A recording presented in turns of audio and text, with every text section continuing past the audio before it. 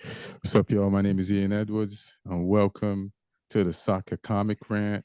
That for those of you listening on the Omni Studio, iTunes, Spotify, and whatever you're listening on, what up? And if you're watching on YouTube, like and subscribe and follow me at Ian Edwards Comic on Instagram and Twitter. And Lee, where should they follow you? Lee Hudson Comedy, all one word, on Twitter and Instagram. There you go. There you go. And today's topics are going to be United versus Luton, and I'm fist pumping if you're listening. But if you're watching the video, you can see me fist pumping. Chelsea versus City, that was a big ass match. Spurs versus Wolves wasn't a big ass match, but the result is a big ass result. Liverpool versus Brentford, Villa versus Fulham, and we got Arsenal showing the golfing class between them and Burnley. And yeah, we're gonna talk about Southampton. And Lee, you just came from somewhere interesting. Where you was at? Where was you at?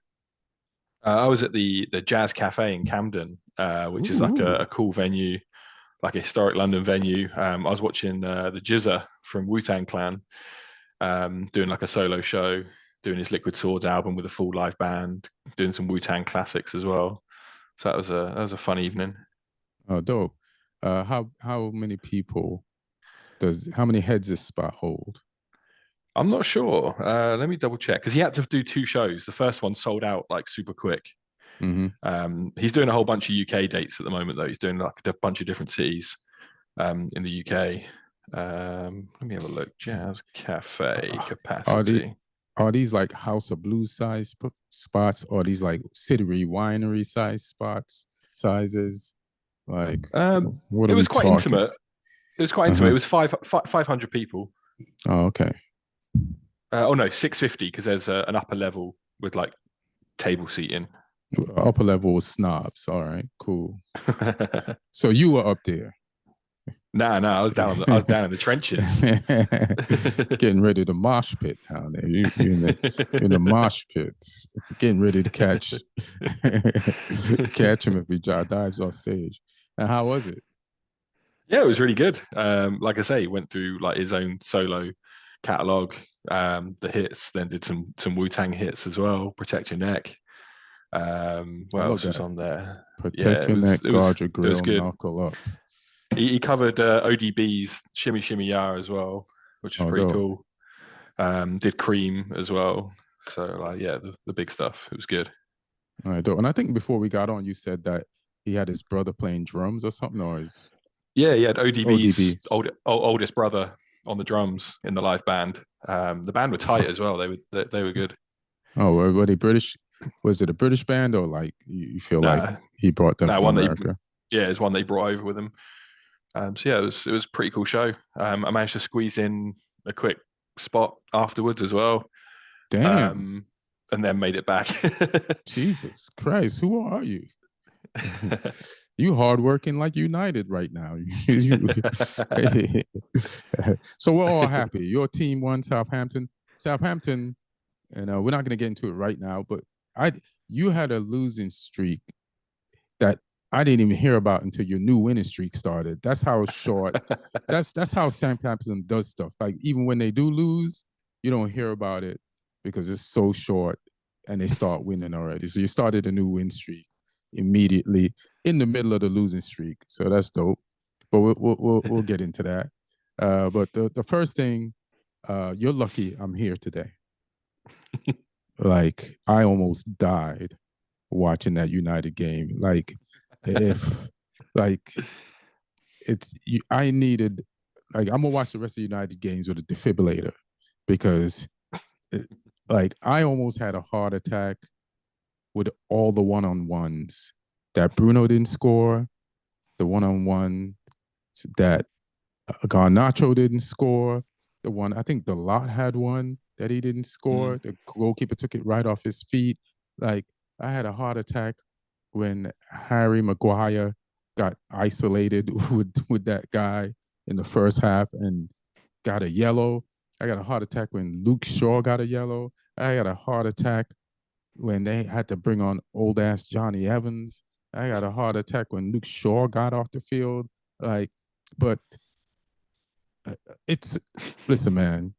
I respect Luton, and the thing is, people don't respect Luton. A lot of United fans, so they don't think this is a good win or the way the win went down. But I think it's a great win. It's a strong 3 points.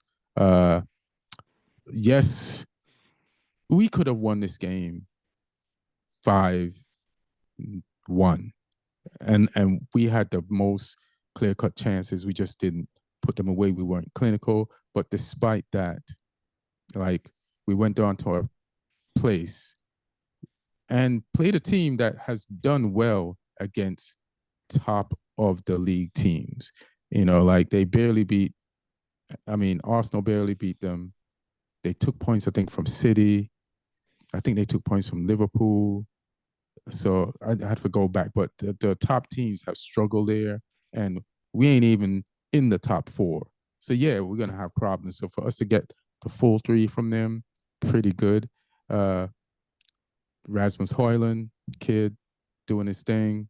Just they said he's the youngest player in Premier League history to score 6 games in a row. Like, I don't even care about that record. I'm just glad he scored and that we won. Like, what does that mean? You know what I mean? Like, what does that even mean? I saw Wayne Rooney score at 16. That's more impressive to me. Like, and a banger too, and a banger. But the goals that Rasmus scored, just just great.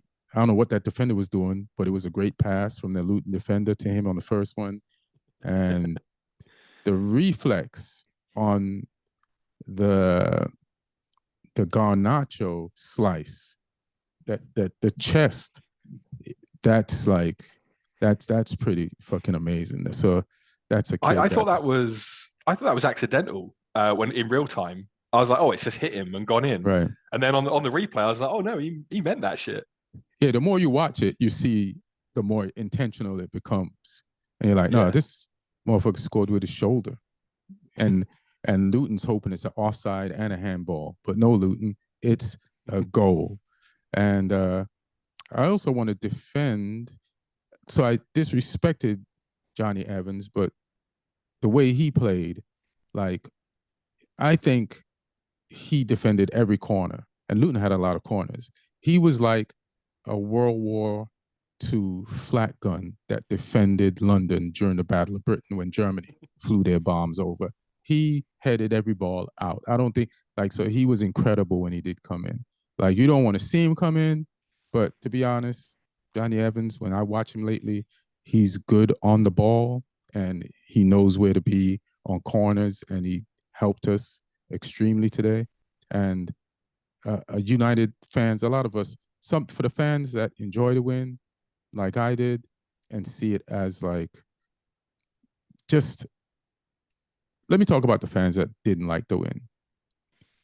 One of the things that United has lacked all season is character. So when 3 of your defenders leave the game at halftime and you bring in the ones that you don't want on the pitch, and then you still win the game, that shows character. This is a character win. And if you want your team to develop character, they have to have character wins. And so we actually have exhibited in this game something that we've been accused of not having. So that's why I like this win. And you just take the 3 points a game at a time, and you keep marching towards top four and see if you get it.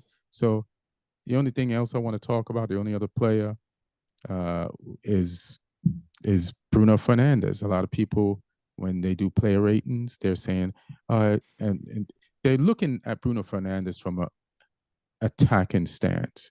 But everybody, we've tweaked the system. The midfielders are playing more defensive. And since Bruno Fernandes' attacking stats have gone down, we've been better defensively, and we've won 5 out of 6 games. So do you want Bruno to have good stats, or do you want the points? I'm a little confused. I want the points. And there's a direct correlation between his attacking stats going down, that means assisting goals, and him being better defensively, and us winning games and actually getting full whole 3 points. So just think about that. People who are a little like picky at Bruno Fernandes right now.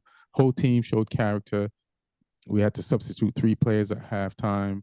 We had to put in defenders that we didn't want to, and they showed up. Lindelof on the left, Johnny Evans for Maguire, you know, and but we did it, man, and everybody did their thing, and we were dangerous. So what if they outpossessed us? I still feel like we control that game. And Mainu, what a midfielder! What a that kid, man, on the ball. He's going to be so good by next season. People aren't even going to try to tackle him because they're going to be like, we're not going to get it from him. So he's gonna have a free ball in the middle. Like maybe Man City might try to take the ball from him and Liverpool, but everybody else is gonna he's got he's gonna embarrass us. So I'm not gonna try to get it. How do you feel about this game? I mean, we were talking about it in the chat, and as it was happening, and we said like Luton are fighters. You don't really go there and get anything for free, especially at their place. I mean, they're a good team. That I mean, the teams all you listed off at the start, and also like they didn't lose to Newcastle in 2 games. They beat them at home and then drew with them 4-4 away in a game they were leading as well. They're not pushovers. They're scrappy, they're direct, they're physical, and they got a threat. So, I mean, even they kept going till the end. That Ross Barkley header off the bar as well. Probably another one that put your blood pressure up a little bit. Oh yeah. So they're a team of like they've got a nice mix in their team as well of like experience and youth. They've got some of the old heads in there who are trying to sort of reprove themselves, like Ross Barkley, and they've got young players in there who didn't quite make the cut at the top, like Mengi and Chong from you guys, who are trying to prove themselves. They've got players who have spent half their careers in the lower leagues that are now trying to prove themselves in the Premier League as well. So they got a whole team of motivated players. They're almost like a little bit of a misfit team, but a team that are very much like, just hungry for a variety of different reasons and trying to sort of do whatever they can to stay in this league. So I think 3 points from there is worth its weight in gold. You could have made it more comfortable with the chances, but that I think was partly maybe bad finishing, but also like the hunger from them as well. Like the one where was it Fernandes who went round the keeper and that guy made the lunging, he made did the that lunging twice. tackle, and the keeper as well, Kaminsky. Like no one really knew about him before he came in this season. They signed him in the summer, and he was pulling off saves as well. Like not even necessarily the 1v1s. There was even one where Rashford cut in and unleashed one on the edge of the box with his left foot, and it came through a couple of players, and he got down quickly and made the stop. Like they just they had that real like hungry spirit about them defensively to make the blocks, make the saves. Like the Garnacho one where the keeper first saves it and then the defender makes the block, and they were hungry to do that. So partly bad finishing, but sometimes you come up against a team who are just throwing everything at it defensively, last ditch. They can do that emergency defending. So I think a really solid 3 points. Interesting just watching you guys play these days as well. I saw someone on Twitter mention it, that the sort of directness that you guys are playing with, but it suits the players in your front line. Like you were saying, it might take a little bit away from Bruno Fernandes as an individual, but when you've got Garnacho, Rashford, and Højlund, like they can all run, they can all get at people in behind. So those players aren't necessarily players that are going to be at their best when you're playing against a team that are camped in, low block, never moving out of their own penalty box kind of thing. And I think when you hurt them today was when they had that space in behind. You exposed them. That's where you got those 1v1s that they made the saves on and whatnot. But you got that goal from you got them turned quickly on the first goal when you forced the defender into making a mistake. So it's interesting to see that from United. But I mean, because Ten Hag was a lot more slower possession previously at Ajax, and I think he tried that for a little bit when he first came in with you guys, but I think he's maybe realized now that the strengths of the team that he's got in front of him don't necessarily suit his ultimate personal preference, so he's playing to the strengths of the players, which is probably the better route when you've got that team in front of you. You've got to work with what you've got at your disposal, and it's getting results at the moment. Yeah, he's playing to the strengths of his uninjured players because Yeah. Martinez came back for like a game and a half. You know what I'm saying? Mm, So then now, who's going to play through the lines for us out back? Not him. So yeah. our keeper went long a lot today. You know, and he Mm, and he went long right to the chest of Hoyland to give him a chance to mm, hold it up and for everybody to converge around him and him to like lay it off to somebody. So they mm, weren't just like blasting it out there. And yeah, yeah, and I feel like we could have put on Amrabat a little sooner. I would have liked to have seen Amrabat for McTominay.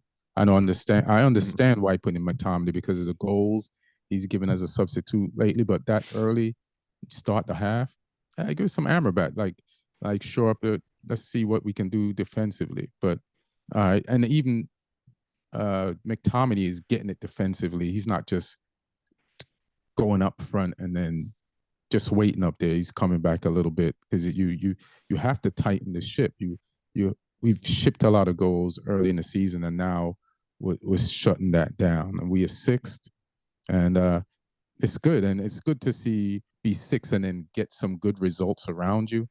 You know, mm. instead of results cheering you up because your result was so bad, you get your result, which is good, and you get some results around you that also make you feel good, which specifically Spurs versus Wolves. And yeah, man, Spurs got to got an example of like what Wolves can do. And Wolves and they played at Spurs, right? I think they Yep. played at Tottenham and Wolves beat Spurs 2-1. And Mm. Gomez got two. And just Spurs just do I mean Wolves just doing their thing, man.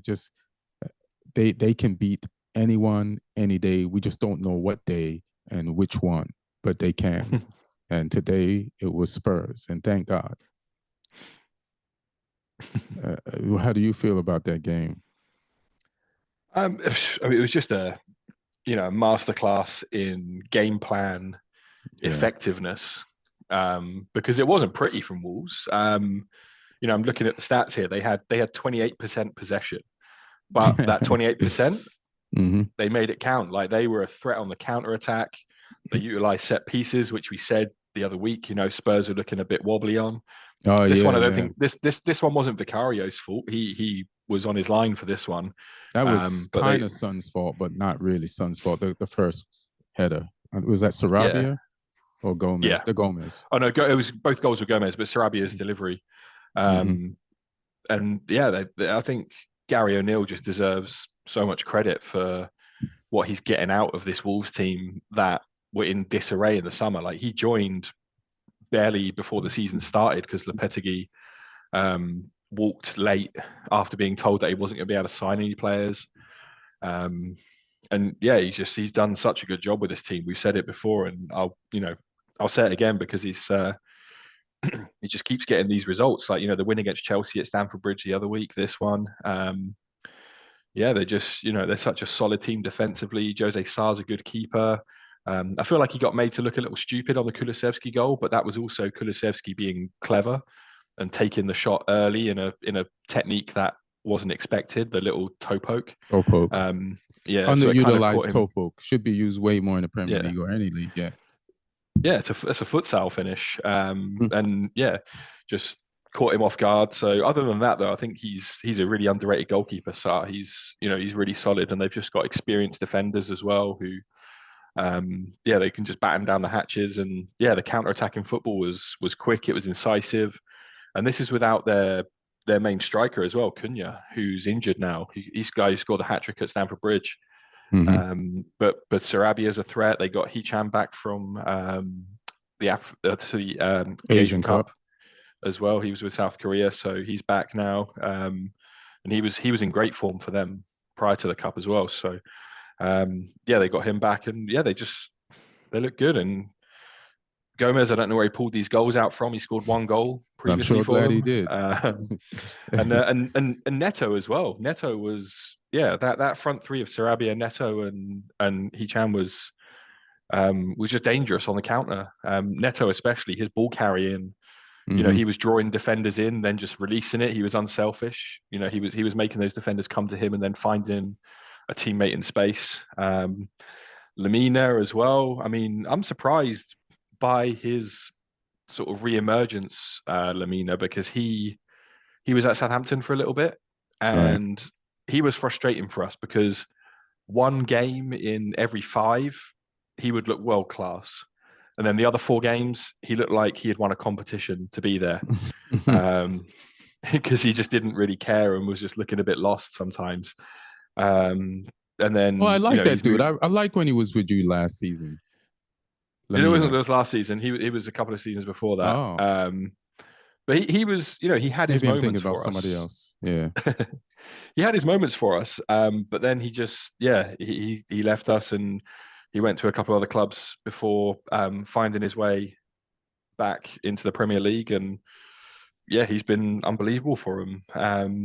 Dawson, Kilman as well, Ain't Nori. They got these guys who are just solid and doing a job and can function as part of that team. So yeah, really, really impressed with Wolves. Dawson was having a good game, and then he got embarrassed on the Kulusevski goal. So I felt bad for him. Yeah. But the fact that they came back and won, like, all right, Mm. that like saves his good game. Gary O'Brien, is it? I want to O'Neill, give yeah. Gary O'Neill. I want to give him props, and I'm saying his name wrong, but I feel like he always does a good job if he doesn't know he has the job. Like when he got was it the Fulham Bournemouth. job, the Bournemouth job? He got that job in after the season started. Like Yeah. a few games in, they fired was it Parker, and Yeah. it's a, and they handed the job to him. Then he did a good job, and then like you said, this job is like right before the season started, he got this job. It's like he should have it in his contract as a stipulation. You can't hire me in advance. I can't know what's going on. I need to come in blind, and my blind enthusiasm and the panic, the sheer panic of having to get the shit together and no procrastination time will enable me to do a good job. Please do not try to hire me in advance. I am not that type of coach. I am a last minute hire. And it's to be if you want So full effectiveness. what you're saying is they should fire him at the end of the season and then rehire him like 3 days before next season starts. Sounds like a plan to me. I don't have a problem with that. If they're smart, if they know anything about football, that's what they'll do. He'll get a nice extended holiday as well in the summer. Yeah, yeah. He's way better relaxed and with no pressure, no pressure. Known to him. He's way better. It's hilarious. City Chelsea. Man, I watched the game, but then I watched the highlights and I realized how much Chelsea was under duress by City. It was a true bombardment and sortie after sortie, and the only reason City didn't win that game is because somebody had a voodoo doll of Haaland. I don't know who. It might have been Liverpool. It might have been Arsenal. It might have been Chelsea. But they moved it in the wrong direction every time he needed to play the ball in the right direction. And he couldn't hit 2 goals.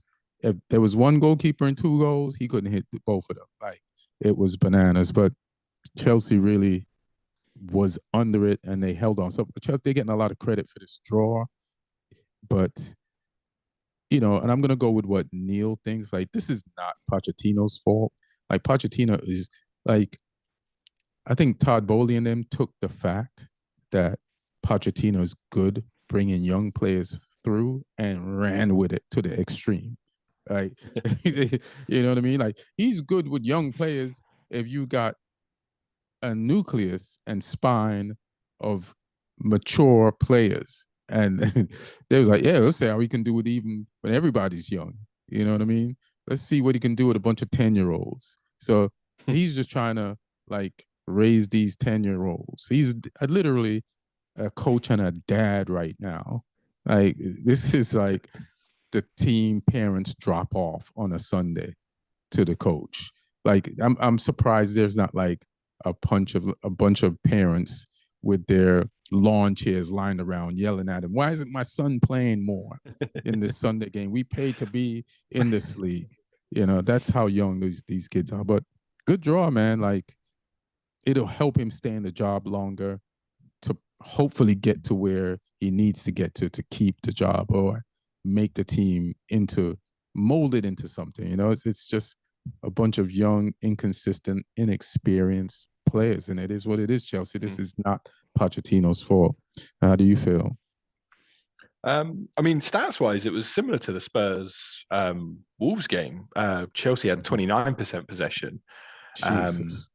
But weirdly, they had more shots on target. They had 6 shots on target to Man City's 5, but Chelsea had 9 shots and City had 31, which is crazy. Like, they just weren't hitting the target. Like, those Haaland chances. You mean didn't even Haaland had 31 chances and Chelsea had 5.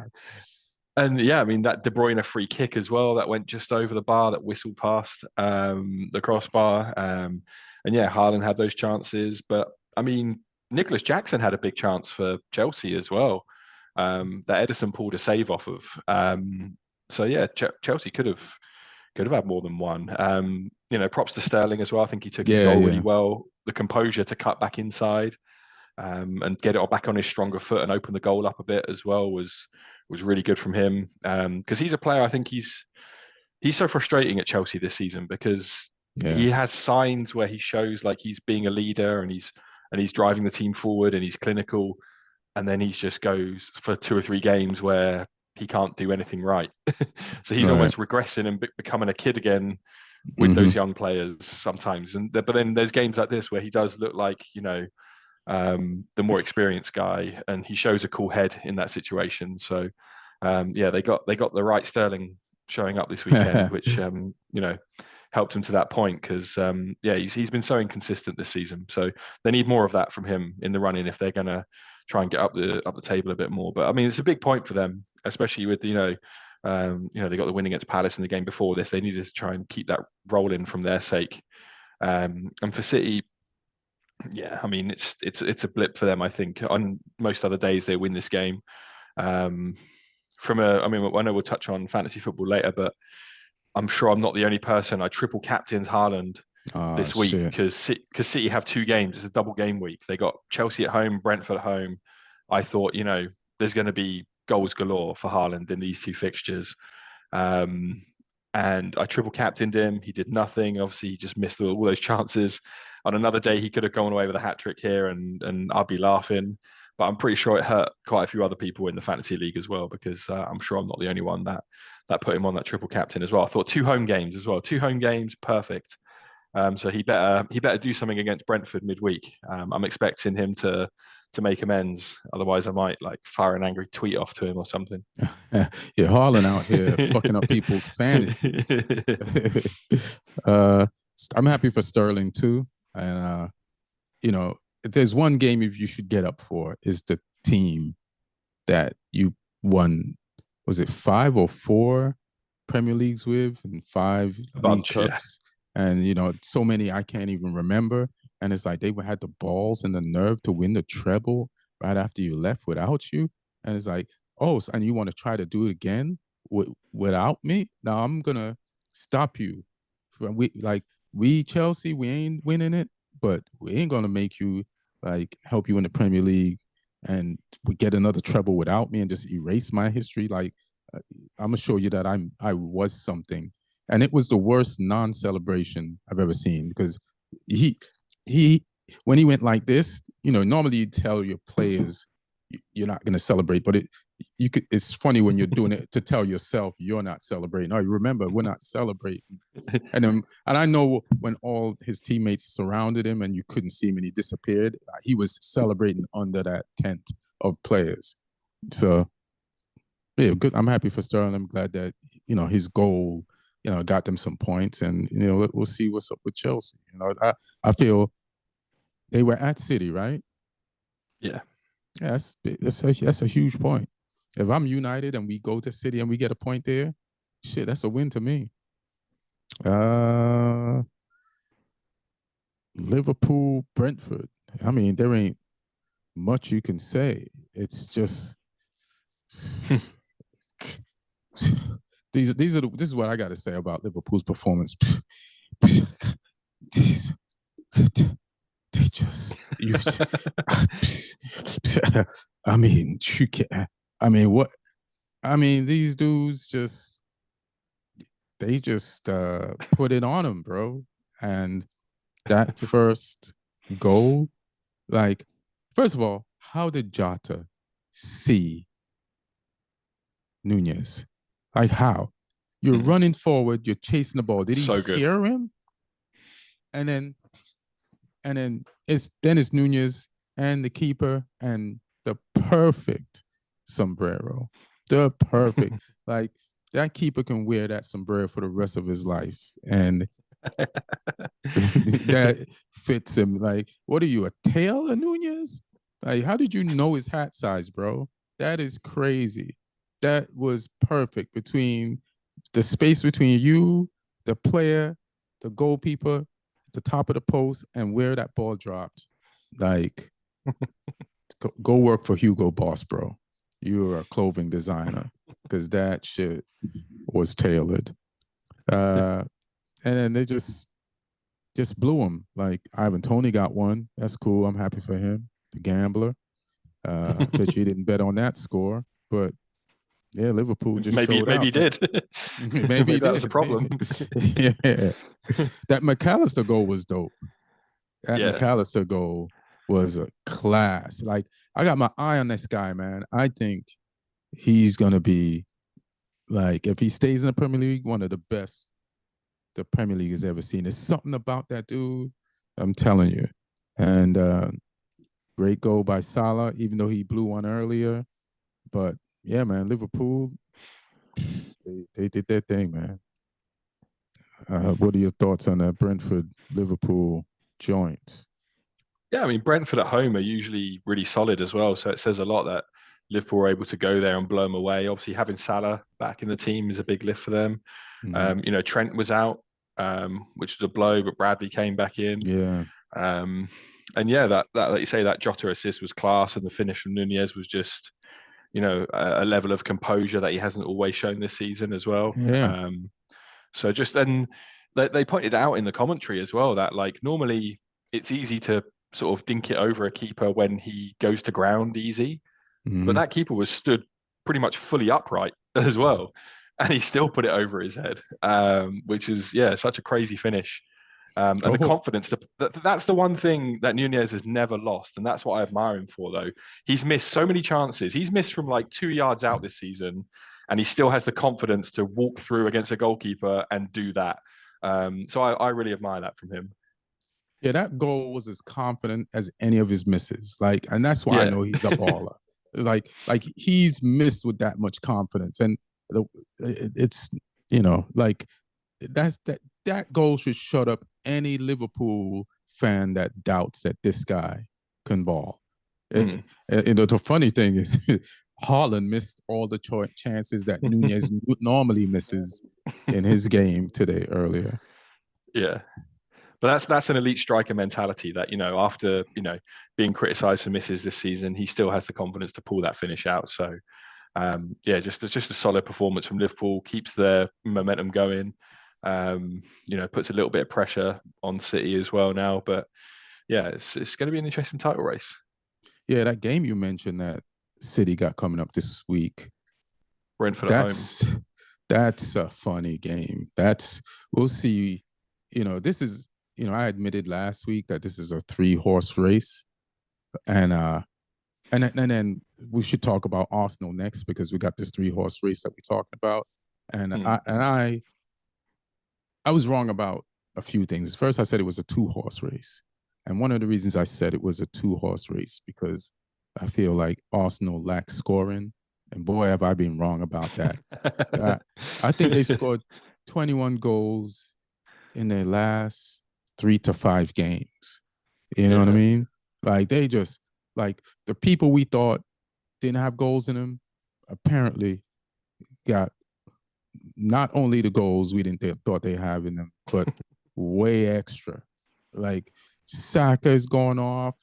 They starting Trossard. They's like, sometimes we'll start you on the right, sometimes we'll start you at midfield. Sometimes we play your false nine, but you getting on the field, you can put the ball in the back of the net. I do think he cheated and got a penalty that they didn't deserve. And if the game had come down to like a low scoring game where they won 2-1, I would have felt bad for Burnley. Was it Burnley they played? Yeah, I think it's Burnley. Yeah, but Burnley.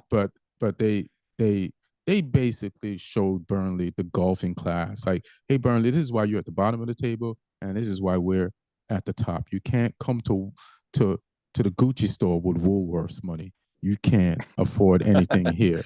You know, like like Arsenal walked into Burnley with they whipped out their black card and said, "Yeah, we'd like to purchase all 3 points at a 5-0 score."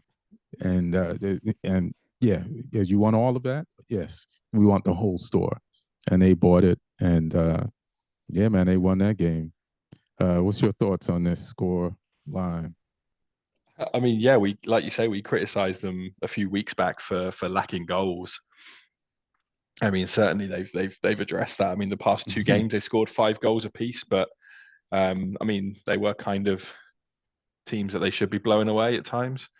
Although West Ham maybe not. West Ham have been solid in other games, but this one, like, yeah, but not everyone's going to Burnley and scoring 5. That's the thing, Yeah. and they did it. And I think both of these games as well, the West Ham game and this one, they've shared the goals around as well. There's been other people popping up with goals. There's Martinelli's been involved, and Rice got involved against West Ham. And this one, Saka came good with 2 goals. Havertz came through and scored. Trossard got his goal as well. So they're really, yeah, they're mixing it up. They're getting people involved now, which is what they were lacking earlier in the season, because they had firepower previously. I don't know what was going on in that little spell they had where they just were struggling with that, but it's all coming together now. And yeah, the challenge for them is, can they keep it consistent, because they're going to have to be if they're going to keep up with Liverpool. And I think City will, a little blip for them this week, but they'll find their form again. So it's up to Arsenal to keep pace. And not only with these results as well, though, but also grinding results out where they need to as well, and getting those 2-1 wins and those 1-0 wins when they need to, because it's not all going to be as glamorous as these thumpings they're dishing out right now. So if they want to be in that title race, they're going to have to win some games ugly probably as well. But yeah, this one was just a clean sweep. There was nothing Burnley could do to stop this. It was just a rout. Yeah, they made it look like a FA Cup game or some shit like that. Like they like you said, it was a thumping. This is how confused I was. Like when I was watching this game, I was like, am I watching a recorded version of the game from the week before?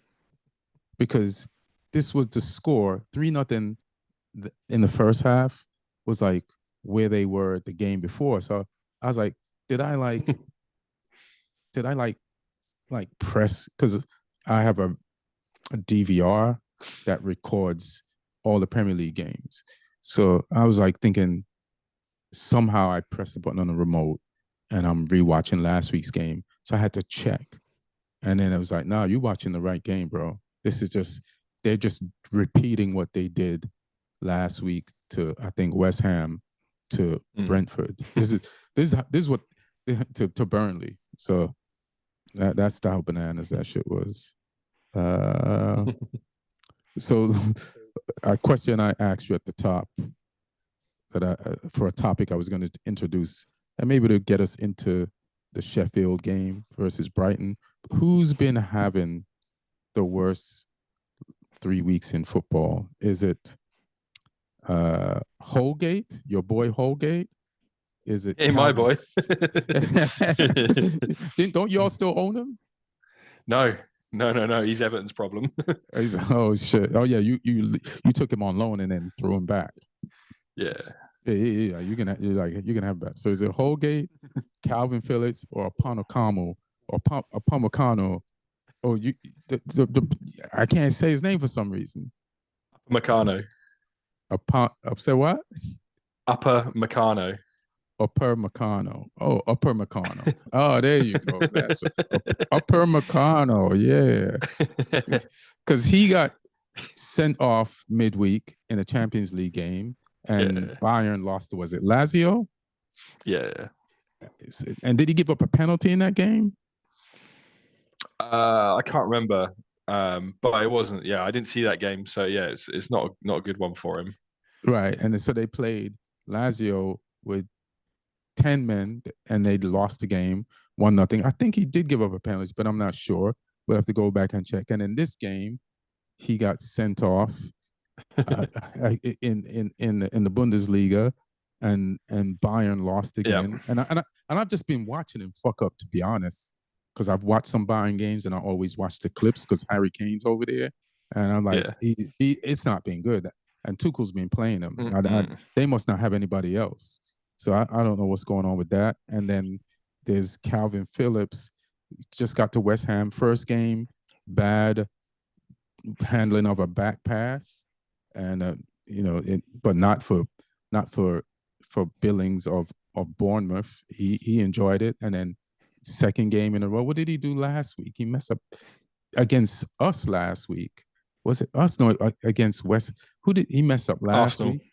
Arsenal. Did he get sent off last week, or he gave up another? No, it was No, just bad. It was it just was just bad. it was just bad. And then against us, when he came on against us, and when we played, uh, he had a bad. We got the ball from him and scored.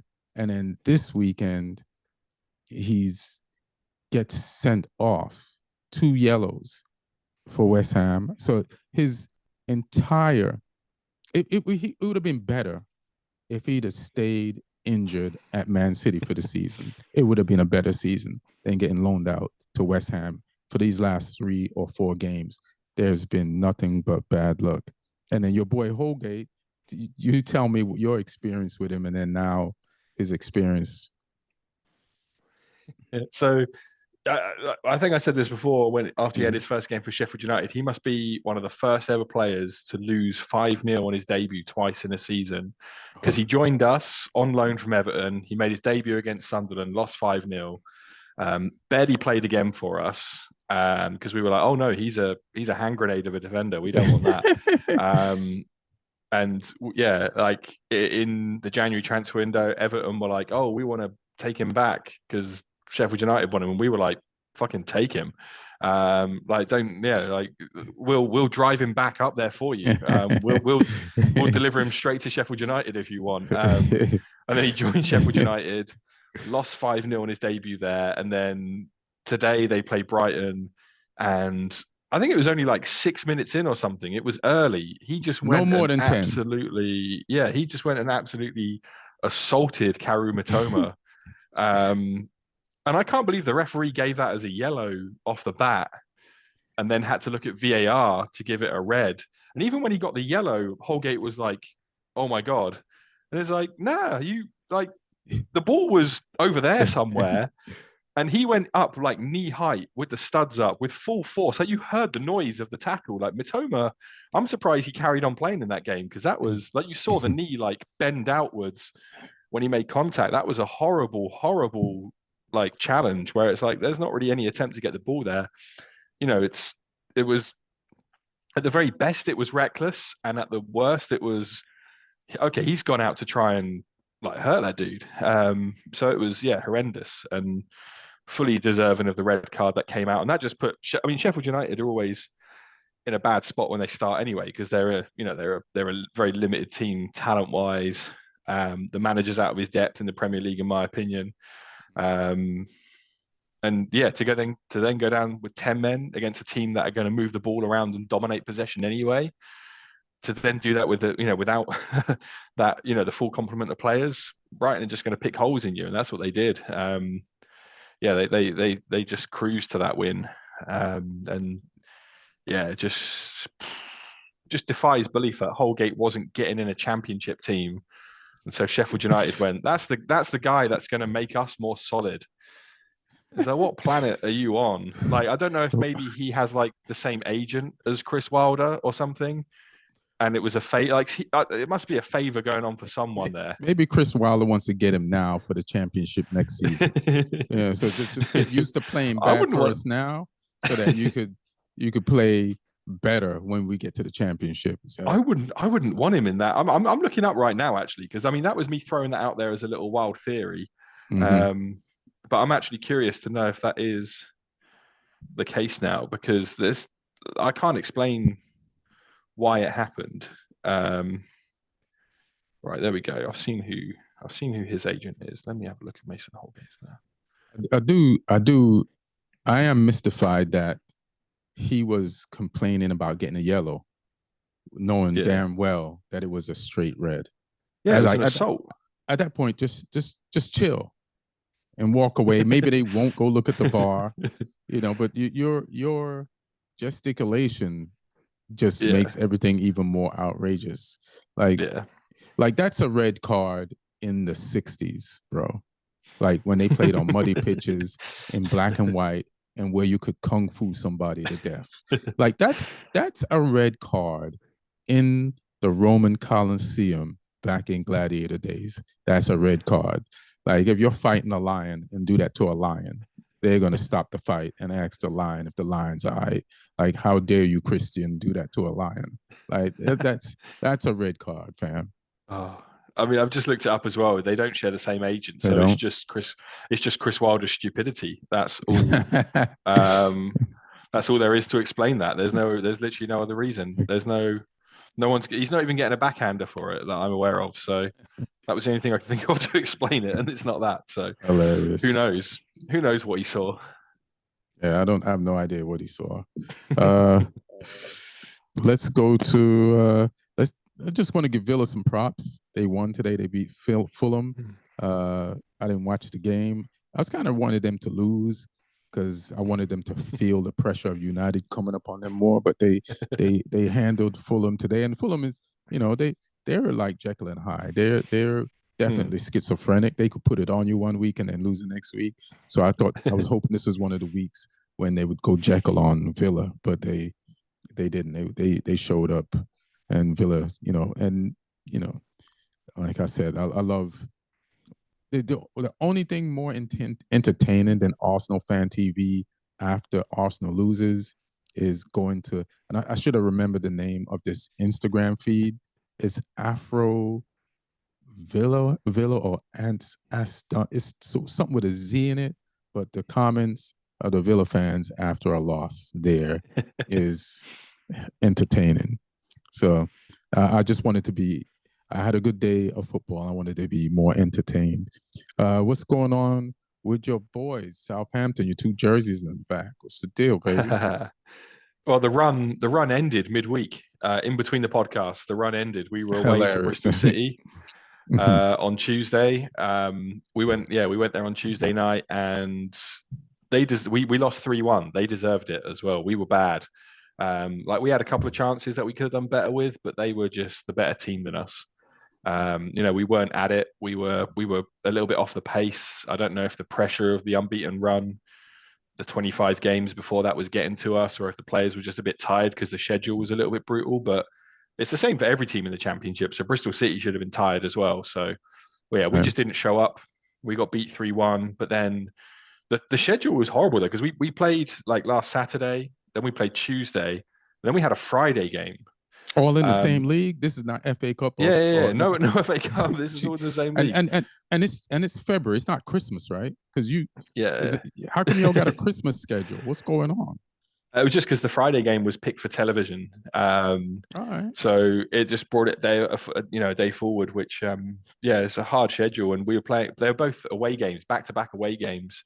So away to Bristol City on Tuesday, and then we were away to West Brom on Friday. And West Brom were a good team. It was a game where I was expecting, after we lost to Bristol City, because if I was looking at these two games, I was like, if we're going to lose the run, it'll be at West Brom.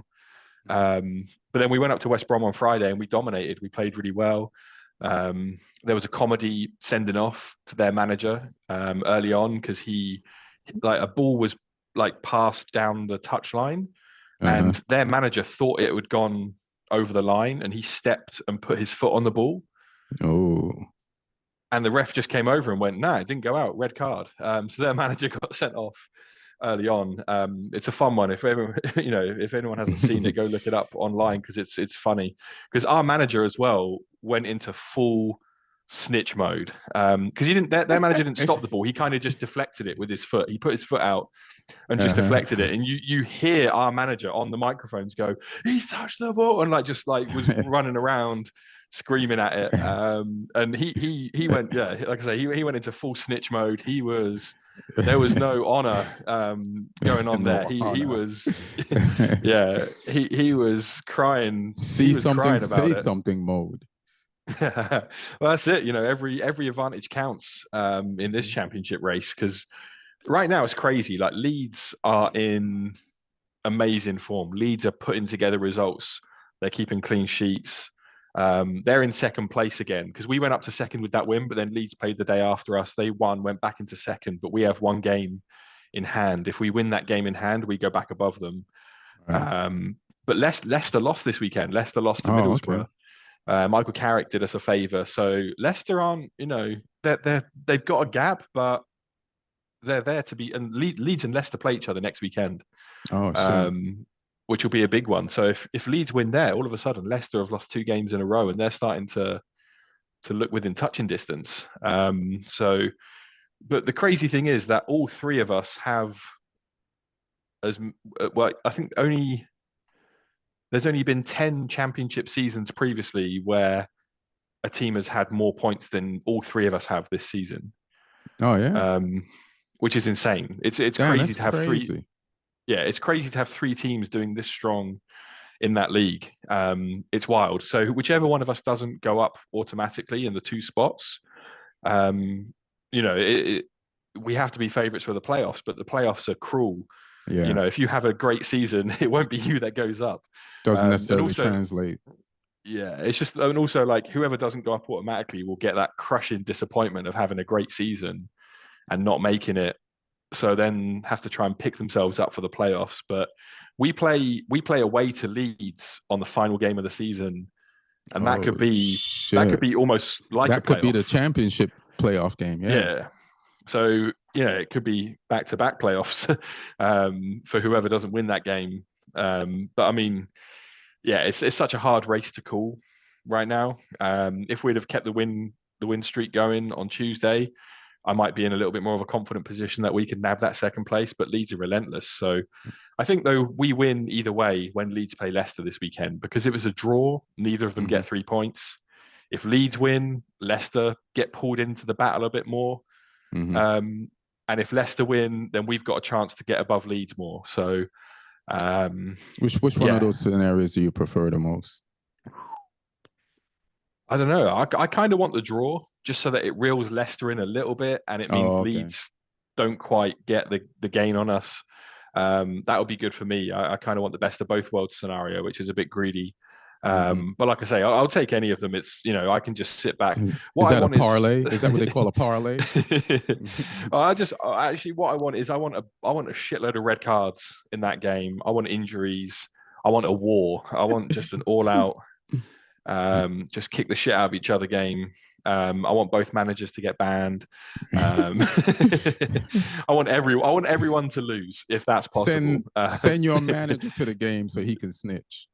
Yeah, that's it. Just put him in the stands. Get him to cry out whenever anything happens. But yeah, it's like I say, it's 3 really strong teams. And all 3 of us have kept good players in our squads who probably are better than the Championship. And all 3 of us have made some smart signings as well. I mean, all 3 of us had to lose some players too. There was good players that left. We balanced the books big time by selling, Lavia to Chelsea, who I think I've only seen him in a Chelsea shirt once this season. Where the hell is he? He's had some injuries, but and we got big money from Leverkusen for Teller as well. Not quite as much as we did off of Chelsea for Lavia, but we had to balance the books. We Ward-Prowse to West Ham, Leverkusen. Okay. He's playing under Xabi. But we obviously sold Ward-Prowse to West Ham as well. So, we got rid of a decent core of the team to bring in some money. So we did have to sell still. So yeah, but it's just three really strong teams, and it's going to be harsh that one of us has to lose out. But I pray it's not us. Yeah, me. I pray it's not y'all either. Shit, y'all are doing great. That's crazy that no only one team in the history of the championship, or you say in the last 10 years, has had this the No, same amount. only ten previous seasons has anyone had this amount of points at this stage, and it was usually only one team Right. in those 10 seasons of 110 seasons or whatever the hell, however many championship seasons have been played in the past. So it's a real anomaly to have three teams racking up this level of points. Yeah, it's unheard of. And that's pretty impressive. Yeah, God bless Uh, parachute payments. yeah, like somebody's using them, right? And you guys with parachute payments and you sold players, so you got a good balance. You got a new coach in, and yeah, it's good shit.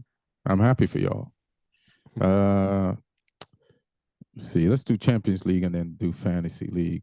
I actually forgot last week that there was a Champions League, so we didn't get to talk about the games midweek. But it also explained because I was watching AC Milan play this weekend, and they just started. I was like, what is this team they started against Monza? No, no. What's the name of the Portugal Leao? No, no Pulisic, and they went down 2-0. Then they had to sub them in, and then they went down a man, and then they got to 2-2, and then they lost the game. Monza beat them. I was like, oh, it's because they probably had a Champions League. Or are they in Europa League? I can't remember, but they probably had a midweek game. No, I think they're in champ. Oh no, I think they're Europa League. Yeah, because Europa League. Loftus Cheek had a really good game for them in the Europa League. But yeah, it's yeah, Champions League was interesting. Man City got the result against Copenhagen. Yeah, Copenhagen Oh, played them too. Gave them a game. yeah, and that was surprising because Copenhagen are out of season right now. The Scandinavian season doesn't play in the Oh. winter for obvious reasons. Uh-huh. So all those leagues, the Danish league, the Swedish league, Norwegian league, Finnish league, Icelandic league, they don't play because it's just too fucking cold. So yeah, they're out of season right now. So they were rusty, but they still put in a performance which is definitely commendable. But I mean, City got the win away from home. I can't see them not winning at At home. home. So yeah, City are through. That loss, Bayern. I think that was I can't remember the stat now. Bayern's loss to Lazio was like the first time they've lost in the first 16 or the last 16 round in like ages. Mm-hmm. That just doesn't normally happen with them. But I mean, Bayern losing three times in a week doesn't normally happen either. It's rare, but yeah, it's I feel too good. bad. Good. I was just gonna say I feel bad for Harry Kane if he goes to the Bundesliga and they don't win. But you the the amount of times that Bayern has won the league, it's bad for the league, and they have to lose it at some point. And I wanted them to lose last season, but then Tuchel wasn't there, wouldn't be there now. And I like Tuchel, so I'm glad he won the league. But I don't want Bayern to win the league again. What would that be, 11? But Yeah, that'd be no, bad. they've won 11 straight. This would be 12. Yeah, it's just too much, man. And then they this team been together a long time. Even though Musiala's new and Kane is new, they got some pieces there that's been there. Like Neuer been there, Muller been there. Is it what's their Kimmich. Kimmich been there? You know, like they got an old ass spine. So I don't know, man. So something's got to give. The games that's coming up this week, Champions League, Barcelona versus Napoli. Barcelona barely won in the La Liga this week. They got to take a last minute penalty twice because the goalkeeper jumped off the line. He saved it the first time. So then versus Napoli, and they just got injuries and they just playing a lot of new people. And Xavi's on his way out. Xavi didn't even. I'm sure he was happy they won today, but I don't know. Barcelona looks like, you don't know how they're gonna play. you know, and I don't blame it on Xavi. It's just what they are right now. Dortmund seems to be doing good, so I feel like they can beat PSV, Atletico Madrid versus Inter Milan. I think Inter Milan is doing good in the Serie A. I think they're at the top of the table. I think Arsenal versus Porto. What are your thoughts on any of these games? I think Arsenal should be okay against Porto. Porto got some good players, but I think Arsenal should have too much strength for them, to be honest.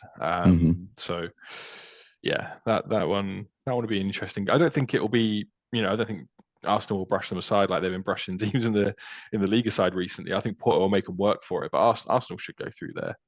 Like you say, yeah, Inter I think will be safe as well. They've got a good core of players right now, so yeah, be interesting to watch these games. But I never really get excited about this round. Oh yeah. It just feels like it's like the groups got decided, and this feels like another shakedown kind of round, just to weed out the teams who got through but shouldn't have got through. Hilarious. And then from the quarterfinals, that's when it feels like you get the real quality matchups. Right. Because Copenhagen deserved to get through, but I'm not excited to watch Copenhagen Man City. And yeah, it just feels like let's find out if you fluked your way out the group or if you really deserve to go deep into this tournament kind of round. And yeah, some teams might prove that they deserve to go further, and otherwise it will just be the teams we expected to make the quarterfinals that made the quarterfinals. Yeah, this group or this just proves that there's levels to this shit. And yeah, you got out the what do they call that stage before this? The group stage. The group stage. But it's like we're just trying to make some money out of you, just like you said, before we get to the real stages. And you can say as a little team or a team that's not used to advancing far in the Champions League, set up to advance, get some more shine on your team. But yeah, so what's good with the what's Crystal Palace versus who tomorrow? Everton? Is that what's up? Yeah, Palace might have a new manager. Yeah, I think we know who he is already, but I don't know if he's going to be the. Oh, okay. Is he coaching? I heard he's going to be in the stands watching with the chairman, but I'm not even sure if Hodgson's going to be in the dugout because so him and Hodgson. I heard he's like not it got announced. Yeah, it got announced, or not like officially announced, but like Fabrizio Romano was messaging saying that the deal was done whilst Hodgson was in hospital because he had to get pulled out of a training session that he was taking apparently on the Thursday it was, I think maybe, or the Wednesday, because he was in a bad way and had to go to hospital. So it's like, oh, that's ruthless from the chairman. Just but business is business, I guess. Yeah, it sounds like Crystal Palace might replace him in his surgery with the new coach. That's how much bad Crystal Palace want to replace him. But that's what they get for firing, Patrick Vieira and sitting you in the same situation as last year. So good for you, Crystal Palace. Great choices you're making. Hopefully, this guy you're bringing in is a Gary O'Neill type who likes the last minute job. So good luck with that. What's popping in the fantasy league? Tell me how bad Martin's losing. Martin did okay this week. I've got more points in him right now. That's what I'm talking about. But it's a double game week, and he's got more double game week players than me. He's got a couple of Liverpool defenders in there. Actually, no, he's not got more double game week players. He's got different ones. He's got Liverpool players in there. He's got Virgil van Dijk and Bradley in there. So I need Luton to at least score against Liverpool. I don't care if Luton win, but if Liverpool, as long as Luton score and stop those two guys from getting clean sheet points, that'll help me out. But Martin's on 53 points this week so far. I'm on 59. I think Martin wasted his triple captain earlier in the year, so he didn't have that available, whereas I played it on Haaland. So if Haaland does anything against Brentford, I'll get triple points. Also, I had John Stones in because I thought he'd be a good pick for the double game week, but he didn't play against Chelsea. So I need him to come in against against them. But I mean, I had some good picks this week. I had Odegaard in there, which was a good pick. Martin had Saka, so Mm-hmm. we both had similar points there. I had Tony and Watkins, so I got some goals out of those two guys.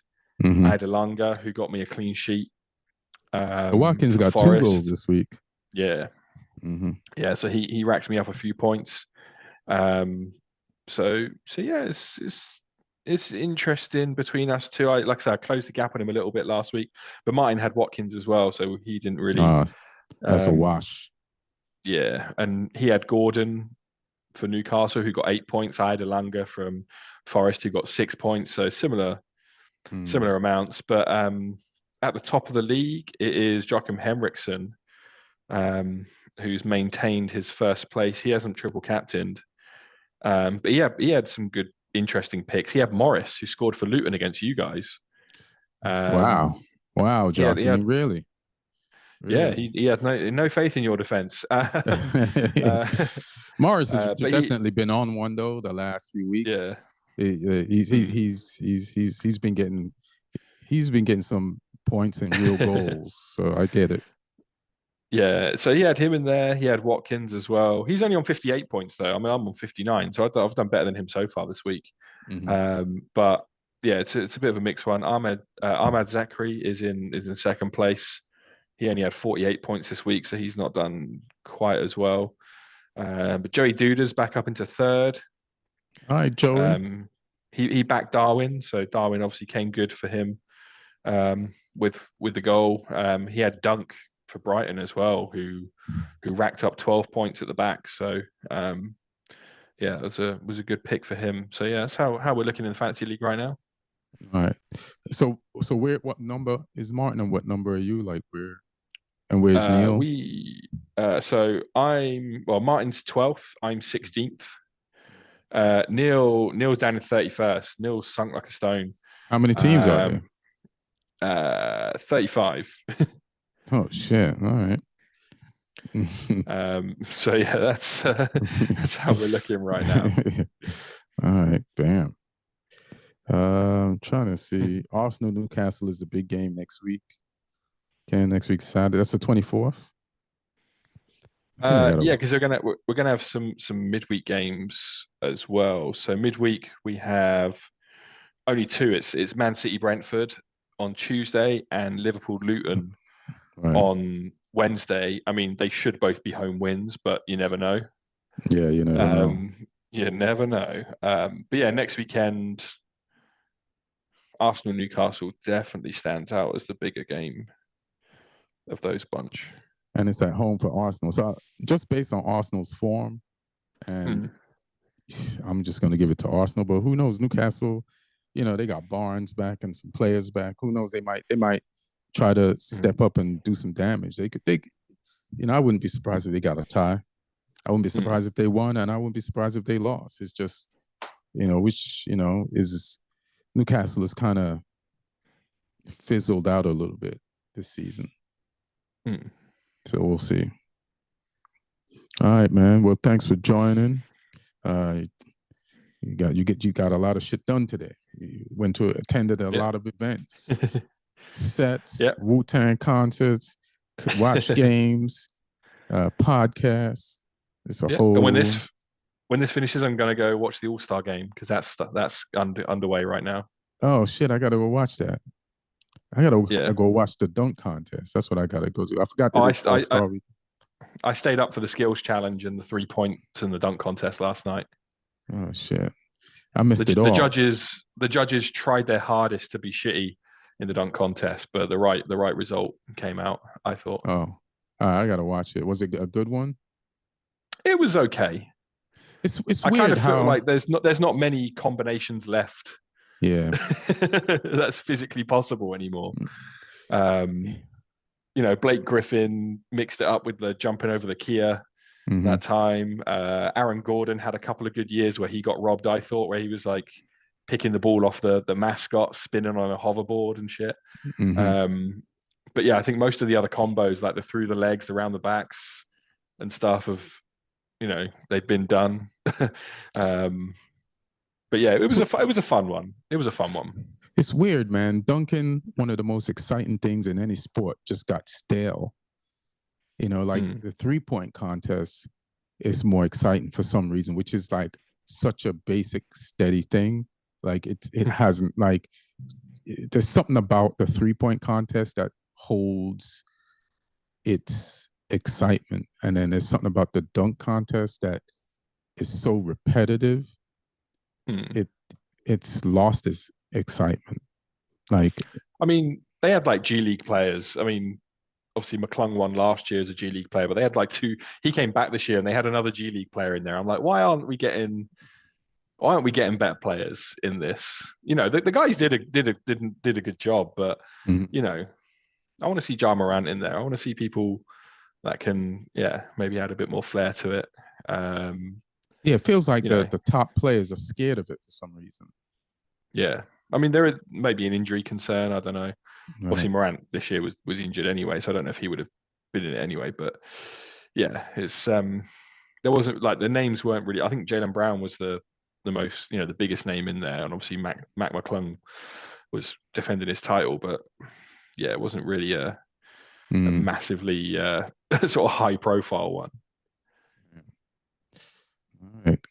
Definitely. That's good. Like we said, follow me on Instagram at Ian Edwards Comic, and on Twitter the same thing. And you? Yeah, Lee Hudson comedy. Be posting up clips, show details, all that good stuff. Yeah, me too. And I'm gonna be at the Netflix is a joke comedy festival in May. I'll be playing at the Hollywood Hotel or Hotel Hollywood. Just go to my Instagram. The post is there with the date. Should be lit. Thank you all. We love you. Be good to each other, and like and subscribe, man.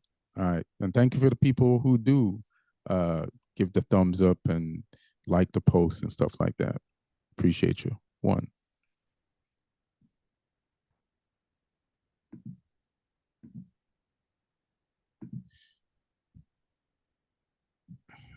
Damn it, stop.